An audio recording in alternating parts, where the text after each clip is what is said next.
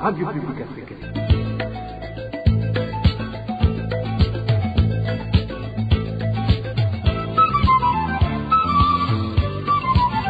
Radio Publique Africaine.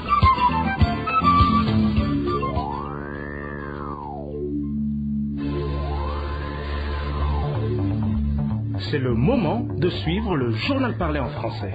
À la présentation, Onésime Douchimakité. Bonjour et bienvenue mesdames et messieurs à son rendez-vous d'actualité de ce jeudi 7 octobre 2021. Au sommaire, le Conseil onusien des droits de l'homme a décidé de nommer un rapporteur spécial chargé de surveiller la situation des droits de l'homme au Burundi. C'est une décision prise au cours de sa 48e session après la présentation du 5e rapport de la commission d'enquête sur le Burundi. Au sommaire également, l'OMS vient de recommander l'utilisation généralisée d'un vaccin contre le paludisme en Afrique subsaharienne et dans d'autres régions à risque. L'actualité à la une, c'est aussi certains réfugiés burundais du camp de Nyarugusu qui devraient être rapatriés ce jeudi mais qui ont finalement refusé de monter dans les véhicules affrétés pour ça. Les responsables chargés du rapatriement auraient refusé de charger tous leurs bagages. Voilà pour le sommaire.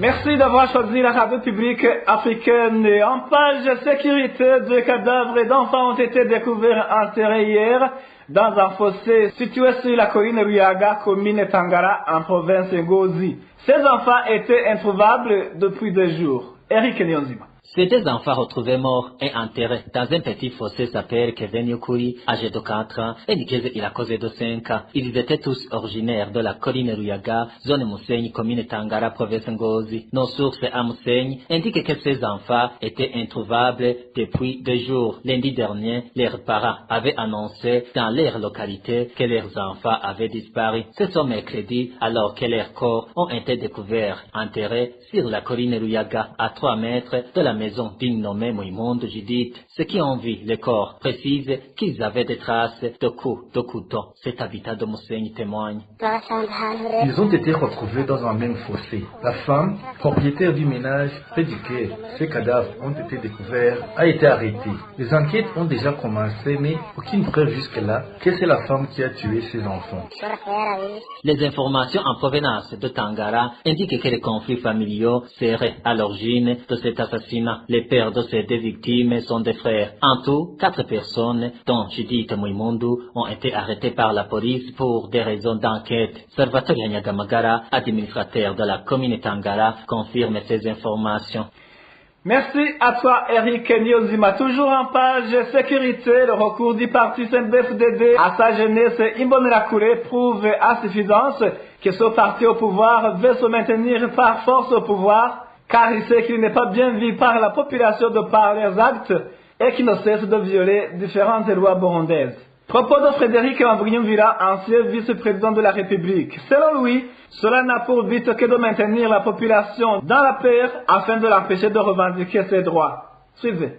Il est décrié ces derniers jours par la population elle-même, des entraînements paramilitaires du côté de la jeunesse Imbonerakure, la milice pratiquement du parti au pouvoir. On ne le dira jamais assez. Ils ont été entraînés à Kiriba Ondes, tout le monde le décriait, mais le parti défendait sa position. Mais il a été prouvé plus tard que ces jeunes ont été formés au maniement des armes, aux manœuvres, pour des raisons que nous ignorions à ce moment-là. Mais avec le temps, nous avons compris que c'était pour que la population puisse être constamment écrasée, que ne puisse jamais dire non au pouvoir et que ces jeunes allaient passer par la violation de la loi, ce qui ne serait pas facile pour les agents de l'ordre, parce que les agents de l'ordre sont régis par la loi et que ces jeunes peuvent commettre du n'importe quoi et sous le couvert de la justice et sous le couvert de l'administration. Je viens d'apprendre qu'au Congo, il y a une trentaine de jeunes Imbonerakure qui viennent d'être attrapés dans un coin où ils se préparaient, d'après ce qu'ils disent, à guerroyer au Congo auprès des milices Maïmaï. Alors maintenant la question, est-ce que le pouvoir le sait ou ne le sait pas? En tout cas, 30 personnes ne peuvent pas exfiltrer le pays sans que justement la frontière s'en soit rendu compte. Ça veut dire que quelque part, il y a eu une main invisible. Ça et aussi, ça veut dire qu'il y a des objectifs non officiels qui viseraient à opérer au Congo. On ne sait pas pourquoi. En tout cas, pourquoi ça? Quel est l'objectif de tout ça? C'est que à l'origine, justement, ces jeunes ont été formés pour écraser la population, pour que la population puisse continuer à ne rien dire face à cette force qui la menace tout le temps. C'est des défilés militaires qui montrent que ces gens-là, ils ont été formés à ce genre de défilé et qu'ils ont été formés aussi au maniement des armes, parce que l'exemple le plus récent, c'est que à Kanyosha, ils ont attrapé quelqu'un qui venait de lancer une grenade. En le torturant, il a déroulé tout ce qu'il connaissait, même les noms des autres Imbonerakure qui étaient engagés dans cette sale besogne. Et Frédéric Wambugnyumvira de rappeler que les citoyens lambda ne seront pas les seuls à subir les conséquences de ces actes car, poursuit-il, fin de faire, cela aura même des répercussions au sein même de ces jeunes Imbonerakure et des dirigeants du pays. Suivez encore une fois Frédéric Wambugnyumvira. Sur les Imbonerakure, je crois que en leur donnant un tel pouvoir, parce que donner une arme à quelqu'un qui n'en a pas les prérogatives, c'est lui donner un pouvoir. Parce qu'avec cette arme, tu ne sais pas comment il va l'utiliser. Il peut pratiquement vivre une seconde nature et croire que quelque part il est tout puissant, qu'il est invincible, qu'il est appelé à tout faire et que personne ne peut lui dire non. Quand des gens s'opposent à lui, il dit voilà, je tire dessus, et il est toujours sur la protection de la justice, sur la protection de l'administration, sur la protection du parti au pouvoir. En plus, ce sont les conséquences sociales sur ces Imbonerakure. Ces Imbonerakure vivent une société où ils ont des amis, où ils ont des voisins, et ils n'hésitent pas à commettre des crimes à l'endroit des voisins. Et cependant, il ne sera pas toujours Imbonerakure, la politique peut changer et se retrouver en prison et se retrouver dans une situation où il a besoin de l'intervention de ces gens qu'il écrasait hier. Des autorités peuvent être impliquées dans cela, ils seront absolument exterminés pour effacer les traces, pour que la source de ce commandement ne soit jamais détectée. La deuxième conséquence, c'est sur les institutions. Et aujourd'hui, au Burundi, dans la Constitution, la sécurité des citoyens incombe au président de la République, incombe aux forces de l'ordre. Lorsqu'il y a d'autres qui sont chargés de la sécurité, à côté de ceux-là qui sont autorisés par la loi, qui va être interrogé s'il a des crimes commis. Donc nous allons interroger les responsables de ces services de force de sécurité et à partir du président de la République. Mais il y a également la justice et qui couvre les méfaits de ces jeunes Imbonerakure. Et la troisième conséquence sur le peuple lui-même. Le peuple est apeuré aujourd'hui. Il ne peut rien entreprendre. Le peuple n'est pas libre. Le peuple, c'est comme s'il était emprisonné quelque part par la peur imposée par le pouvoir. Signalons que durant ces entraînements paramilitaires, ces Imbonerakure apprennent à manier des armes à feu et sont sur presque tout le territoire national. En page des droits de l'homme, un rapporteur spécial chargé de surveiller la situation des droits de l'homme au Burundi a été nommé. A décidé le Conseil de l'ONU des droits de l'homme au cours de sa 48e session.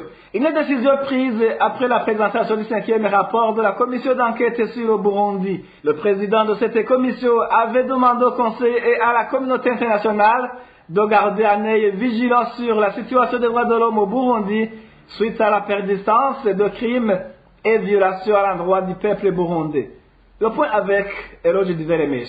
Après la présentation du 5e et dernier rapport de la commission d'enquête sur le Burundi, en date du 23 septembre dernier, le Conseil de l'ONU vient de décider de nommer un rapporteur spécial qui sera chargé de surveiller la situation des droits de l'homme au Burundi et de faire des recommandations. Il s'agit notamment de recueillir, d'examiner et d'évaluer les informations fournies par toutes les parties prenantes en faisant fond sur le travail de la commission d'enquête sur le Burundi. Amener Gitega s'acquitter des obligations en matière des droits de l'homme mises à sa charge par les traités internationaux. À la Commission nationale indépendante des droits de l'homme de s'acquitter de son mandat indépendant de promotion et de protection des droits de l'homme, mais surtout faire mieux connaître les questions relatives aux droits de l'homme au Burundi. Ainsi donc, le Conseil demande au gouvernement du Burundi de coopérer avec le titulaire de mandat, lui accorder un accès sans entrave au pays et de lui fournir toutes les informations nécessaires à la bonne exécution de son mandat, conformément aux engagements du gouvernement de faire progresser les droits de l'homme et de renouer le dialogue dialogue avec la communauté internationale. Enfin, le Conseil demande au haut-commissaire de veiller à ce que les informations et les éléments de preuve recueillis par la commission d'enquête au sujet des violations des droits de l'homme et des atteintes à ces droits commises au Burundi soient rassemblés et conservés afin qu'ils puissent être consultés et utilisés actuellement et dans l'avenir pour amener les responsables à rendre compte de leurs actes. Le Sénégalais Doudou Diène, président de la commission d'enquête sur le Burundi depuis fin septembre 2016, dans son dernier rapport, avait plaidé auprès du Conseil de l'ONU et de la communauté internationale une assistance indéfectible au peuple burundais victime de violations graves des droits de l'homme et dont les auteurs relèvent principalement des institutions de l'État et des membres du parti au pouvoir, surtout les Imbonerakure. Merci à toi, Elodie Divel et Mécha. Après cette petite transition, nous parlons santé. Je vous le disais en titre, l'OMS vient de recommander l'utilisation généralisée d'un vaccin contre le paludisme en Afrique subsaharienne et dans d'autres régions à risque. Ce vaccin est utilisé dans 3 pays pilotes depuis 2009. C'est un vaccin qui est utilisé depuis 2019 au Ghana, au Kenya et au Malawi. L'OMS indique que plus de 800 000 enfants ont bénéficié de ce vaccin antipaludique dans ces pays pilotes. Ce mercredi, l'Organisation mondiale de la santé a recommandé que ce vaccin appelé RTSS soit utilisé d'une manière généralisée en Afrique subsaharienne et dans d'autres régions à risque modéré et à haut risque. Selon le directeur général de l'OMS, Tedros Adhanom, c'est un moment historique pour la science et la santé infantile. Aujourd'hui, le vaccin RTSS contre le paludisme, conçu pendant 30 ans, a changé le cours de l'histoire de la santé publique. Il nous reste un long chemin à parcourir, mais nous en avons franchi une grande partie. Ce vaccin est un cadeau au monde, mais sa répercussion sera surtout ressentie en Afrique, le continent le plus affecté par cette maladie. En Afrique, plus de 260 000 enfants de moins de 5 ans meurent du paludisme chaque année, selon l'OMS. L'Organisation mondiale de la santé explique que le vaccin va être administré aux enfants à partir de 5 mois. Au Burundi, les femmes enceintes et les enfants de moins de 5 ans sont les plus affectés par le paludisme, selon le ministère de la Santé publique. Le vaccin antipaludique RTSS, recommandé par l'OMS, sert à prévenir contre le Plasmodium falciparum, le parasite le plus mortel injecté dans le corps humain par l'anophèle femelle. Merci à toi, Émile Niwasumba. En page de gouvernance, le ministre de l'Intérieur, du Développement communal et de la Sécurité publique n'a pas les prérogatives de suspendre des administratifs qui entretiennent des relations extra-conjugales ou qui vivent en concubinage, car ça serait en violation flagrante de la loi et des droits de l'homme. C'est en substance les propos de Maître Gustave Nyonzima, qui ajoute que le gouvernement risque d'y perdre énormément, car il arrive que les administratifs concernés soient injustement suspendus, il sera dans l'obligation de les indemniser. Suivez Maître Gustave Nyonzima.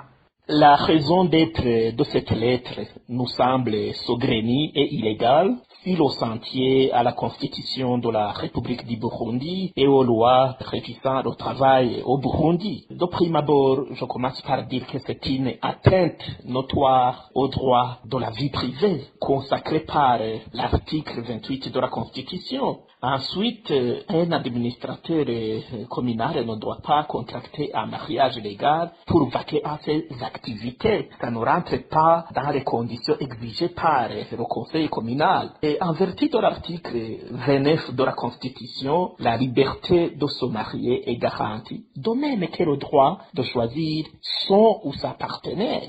Et conformément également à l'article 28 de la Constitution, toute personne humaine a droit au respect de sa vie privée et de sa vie familiale, de son domicile et de ses communications personnelles. Alors, même au niveau de l'article 22 de la Constitution de la République du Burundi, tous les citoyens sont égaux devant la loi qui leur assure une protection égale, que ce soit un marié ou un non marié. Vous entendez et vous tirez la conclusion vous-même que le ministre de l'Intérieur ne peut pas violer toutes ces lois et il n'a aucun droit et aucune prérogative légale de destituer via les gouverneurs de province les administrateurs communaux concubins. Lorsqu'il y a une faute professionnelle, il revient au conseil communal d'examiner cas par cas les fautes professionnelles commises, et parmi ces fautes professionnelles, il n'y a pas une faute inhérente au fait d'être concubin ou un célibataire. Alors, si ces injonctions du ministre de l'Intérieur passent que ces administrateurs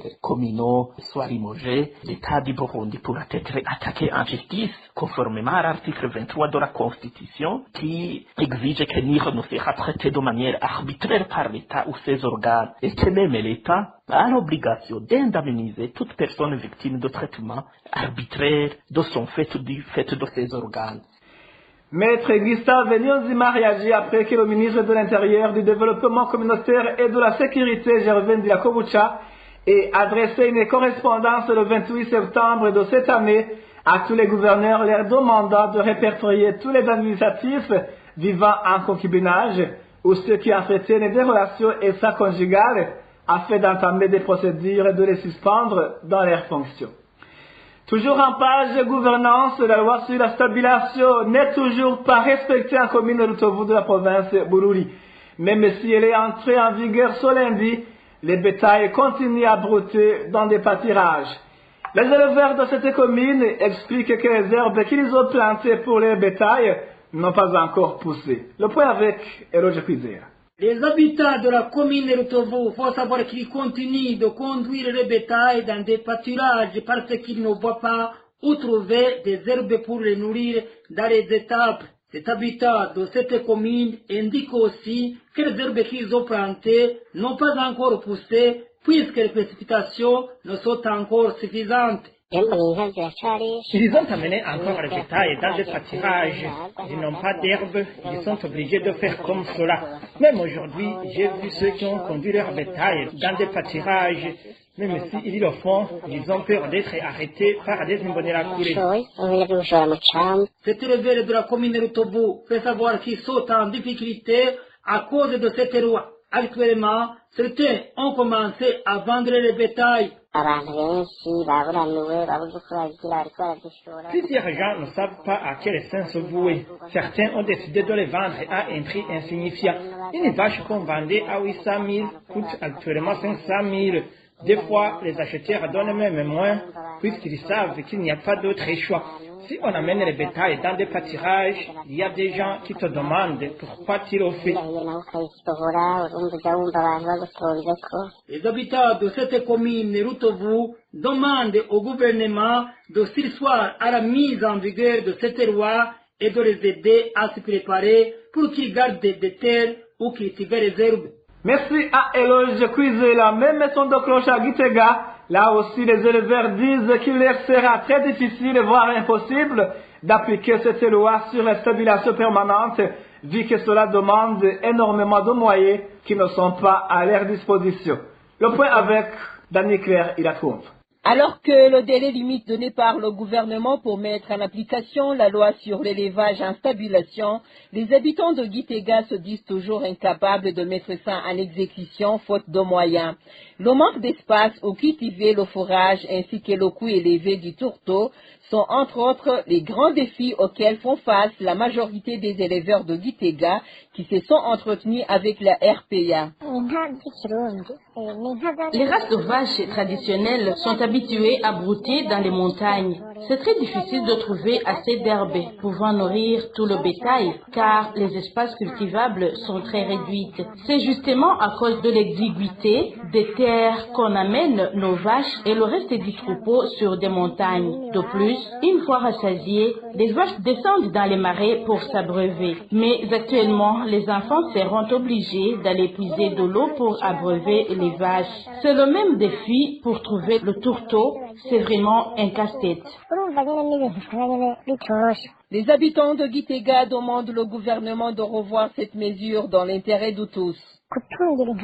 L'élevage en stabilisation est très difficile. Ça demande beaucoup de moyens et c'est très compliqué. Oui, ça peut être facile chez les riches qui ont de l'argent car ils y mettent tout le nécessaire. Nous demandons au gouvernement de surseoir à cette mesure et de mettre d'abord sur la balance les avantages et les inconvénients que cela pouvait engendrer. Rappelons que le gouvernement burundais a ordonné qu'à partir du 4 octobre 2021, aucun animal domestique ne sera plus autorisé à aller traître dans les prairies. Cette loi portant stabulation permettre à l'interdiction de la divagation des animaux domestiques avait été votée par le Parlement et promulguée par le président de la République en date du 4 octobre 2018. Merci à toi aussi, Daniker Ilatouva. Dernière nouvelle de cette édition, certains réfugiés du camp de Nyarugusu situé en Tanzanie, qui devraient être rapatriés ce jeudi, ont refusé de monter dans les véhicules affrétés pour ça. Et pour cause, les responsables du camp ainsi que les chargés de ce rapatriement leur auraient refusé de charger tous leurs bagages. Le point avec Francine Mahou. Parmi les bagages de ces réfugiés du camp de Nyarugusu qui devraient retourner au pays figure de la nourriture. Notre source d'Asoka révèle que jusqu'à la mi-journée, nombreux avaient refusé de monter dans les véhicules qui devaient les ramener au pays car on leur avait refusé de charger les biens acquis à la suelle de l'éléphant. Les d'entre eux témoignent. Les véhicules qui étaient venus pour embarquer les bagages de ces réfugiés sont retournés d'où ils étaient venus car ces réfugiés ont refusé d'être rapatriés, laissant derrière eux leurs biens confisqués. Ils dénoncent également les cas d'emprisonnement arbitraire de certains réfugiés et des biens qui ont été vandalisés, d'autres endommagés par la pluie suite au mépris dont ils sont souvent victimes de la part des responsables du camp. Par après, ces réfugiés sont allés demander des explications auprès du responsable du camp. Selon notre source, il aurait fait savoir à cette autorité qu'il préférerait rester vivre dans ce cas au lieu d'y abandonner tous leurs biens. Merci à toi aussi, Francine Mahoro. Merci, mesdames et messieurs, de nous avoir prêté oreille attentive. Ainsi s'achève cette édition. Merci aussi à l'équipe technique et à l'équipe de la rédaction pour leur bonne collaboration. À la présentation, vous étiez avec Onésime Dushimagit.